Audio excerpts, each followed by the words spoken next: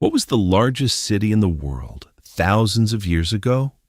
Let's travel through 5,000 years of urban history and find out. Around 3000 BC, Uruk in Mesopotamia was one of the world's first and largest cities.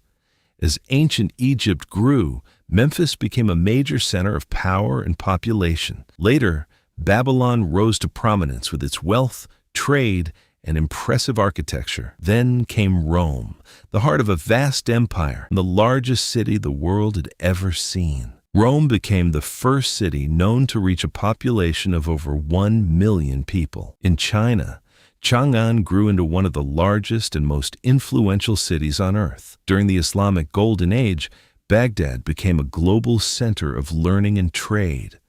By medieval times, Hangzhou was among the wealthiest and most populated cities in the world. Beijing later rose to become the world's largest city, reflecting China's growing influence. The Industrial Revolution helped London become the largest city of its era. In the 20th century, New York became a symbol of modern urban growth. Today, Tokyo is the largest metropolitan area in human history, with over 37 million residents from Uruk to Tokyo.